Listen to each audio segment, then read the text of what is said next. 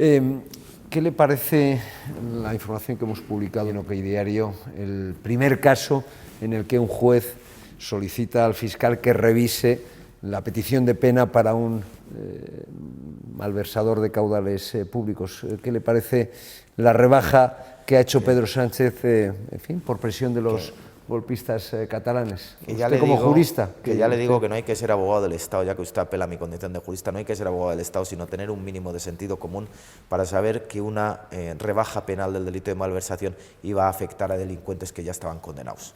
Es decir, eso lo sabe absolutamente cualquiera. Y por tanto, que Pedro Sánchez únicamente lo que ha hecho es: tengo que ser presidente del Gobierno a cualquier coste, y por tanto, si eso significa rebajar el delito de malversación de caudales públicos a golpistas en Cataluña, pues rebajo el delito de malversación de caudales públicos a golpistas en Cataluña. No va a ser el primer caso, no va a ser el único caso, ha sido el primer caso, pero habrá más casos. ¿Se acuerda usted cuando dijeron después del primer agresor sexual que ya no iba a haber más casos y que esto se iba a corregir inmediatamente? Aquí va a pasar exactamente lo mismo, que la ley es la ley y por tanto que lo que hay que hacer es aplicarla. Estamos viendo lo que ha sucedido en Brasil, que por supuesto es condenable, sin lugar a dudas, es condenable lo que sucedió en Brasil, pero yo lo decía esta mañana: si Pedro Sánchez es presidente de Brasil, lo que hubiera sucedido en Brasil se hubiera solucionado con una rebaja del tipo penal en el que hubieran incurrido los golpistas.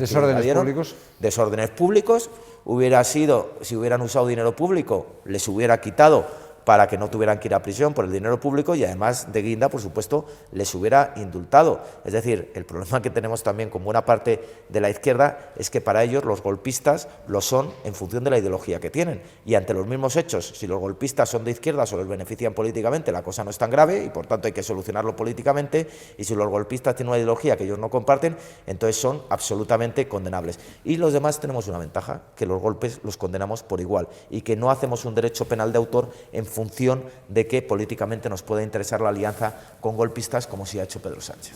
¿Y se van a beneficiar de esta rebaja, de este regalo del señor Sánchez a los malversadores políticos del Partido Popular que incurrieron en corrupción? Por supuesto, cualquier persona que haya incurrido. Estoy hablando del señor Bárcenas, que era tesorero de su partido, o del señor Correa, que era Es que es muy posible. El cerebro en la sombra. Desde el momento. Por cierto, yo ya una premisa respecto de eso.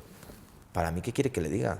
Es más grave una malversación de dinero público para dar un golpe de Estado que una malversación de dinero público en lo que alguien se lo mete en su bolsillo, siendo igualmente reprochables, por supuesto.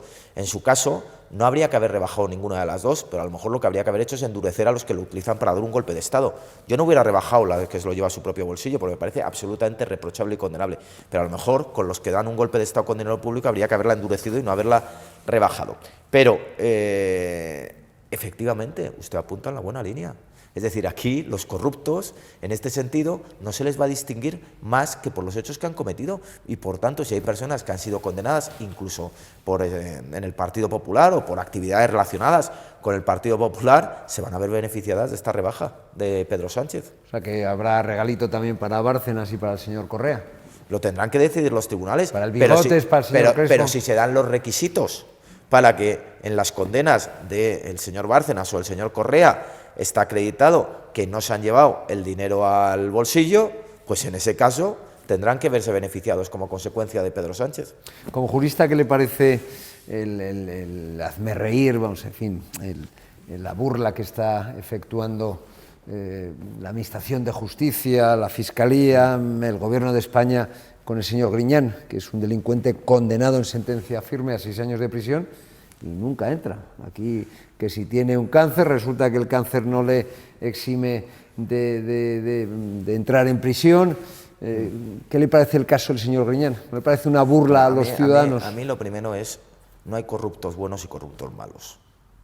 Y por tanto, el señor Griñán no es un corrupto bueno.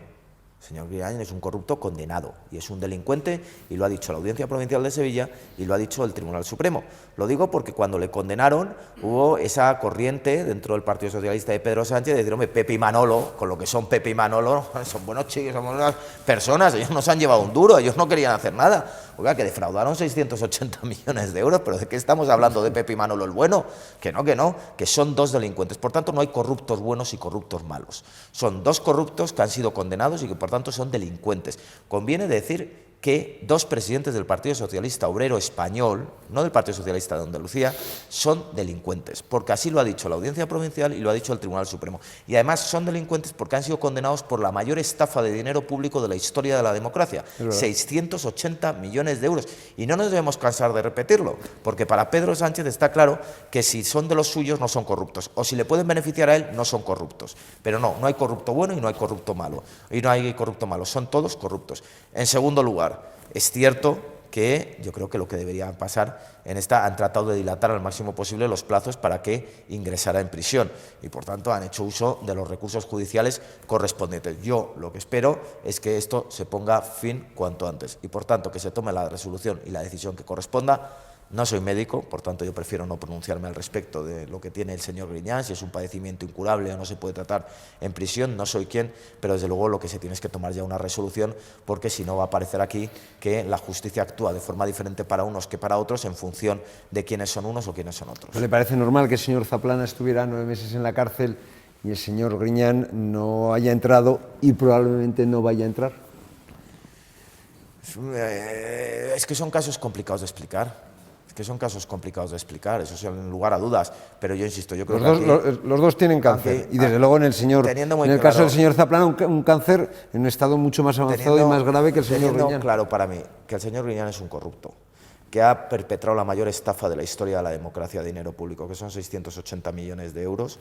La sensación que se está dando es que hay una justicia para unos y una justicia para otros. Y, por tanto, en mi opinión, que se tome la decisión que se tenga que tomar conforme a derecho, pero que se tome de una vez, porque lo que no puede ser es que se estén alargando los plazos como se están alargando. ¿Qué le parece los acuerdos que ha hecho el señor Sánchez con Bildu, que es ETA, con los golpistas catalanes y con Podemos? Ya visto lo visto, porque ya llevamos casi 5 años, 4 años y medio de sanchismo. Pues el sanchismo se imagino que alguna vez un presidente del gobierno tendría de socio permanente al señor Otegi, que era el jefe de ETA. Jamás pensé que pudiéramos alcanzar el nivel de degradación institucional, jamás pensé que la España constitucional estuviera tan al borde del precipicio, jamás me planteé que los enemigos del Estado pudieran formar parte y tomar parte activa de las decisiones del Estado y, por tanto, jamás pensé que Pedro Sánchez pudiera traspasar todos los límites, en todas las circunstancias, porque acuérdense que cuando se presentó inicialmente como candidato del Partido Socialista lo hizo con una enorme bandera de España detrás suyo, con su mujer, que estaba ahí detrás de una enorme bandera de España y por tanto parecía muy complicado pensar que algún presidente del gobierno pudiera alcanzar el nivel de degradación política e institucional al punto de que los independentistas y los filoetarras sean ahora mismo los que tomen las decisiones en el ámbito del Estado. Y esto solo responde a una cuestión: a Pedro Sánchez le importa Pedro y Sánchez, o sea, no tiene más. Y su proyecto político empieza en Pedro y acaba en Sánchez, y no conoce ningún tipo de límite. A nosotros nos han querido vender una imagen casi homérica de Pedro Sánchez, donde nos dicen que es un personaje que se caracteriza por su tenacidad, por su capacidad de trabajo, por su resistencia, por sus convicciones. Pedro Sánchez solo se caracteriza por una cosa, y solo le cualifica en política una cosa: no conoce ningún límite y no tiene ningún escrúpulo. No hay nada más que le cualifique, porque cuando uno no tiene ningún límite ni conoce ningún escrúpulo, no reconoce ninguna regla. Pero eso es un autócrata, el señor Sánchez es un autócrata. ¿Usted piensa de verdad que el señor Sánchez no se considera por encima de todo y de todos? ¿Pero eso cómo le llama usted? Pedro Sánchez. ¿Un monarca absoluto, un autócrata, un dictador? Llámele como quiera, pero es el retrato de Pedro Sánchez. Pero Sánchez considera que está por encima de todo. Pero en derecho político eso tiene un nombre. ¿Cuál es el nombre que tiene? Bueno, yo sí le digo una cosa. Es decir, yo creo que a nadie nos planteamos que un presidente del gobierno pudiera desconocer los límites institucionales y democráticos como los está desconociendo Pedro Sánchez. Yo creo que eso jamás nos lo habíamos planteado. Por tanto, yo creo que no es arriesgado decir que Pedro Sánchez tiene una pulsión autoritaria en el ejercicio del poder, sin ninguna duda. ¿Habrá referéndum en Cataluña? Si Pedro Sánchez lo necesita, sí. ¿Y usted cree, bueno, lo que es obvio? Es que nunca se sabe. Yo le digo, la única certeza que tenemos con Pedro Sánchez es que no tiene ningún límite. Y no tener ningún límite hace que está dispuesto a asumir cualquier decisión con tal de seguir siendo presidente del gobierno. Le doy la vuelta. Yo le digo a usted que si Pedro Sánchez, para ser presidente del gobierno, necesita devolver a Franco en helicóptero al Valle de los Caídos, devolvería a Franco en helicóptero al Valle de los Caídos. Y además presidiría el funeral. No tengo ninguna duda. Entonces, si Pedro Sánchez necesita, para seguir siendo presidente del gobierno, que haya un referéndum en Cataluña, habrá un referéndum en Cataluña, que ningún español lo dude, porque la única certeza que tenemos con Pedro Sánchez es que está dispuesto a hacer todo con tal de seguir siendo presidente del gobierno.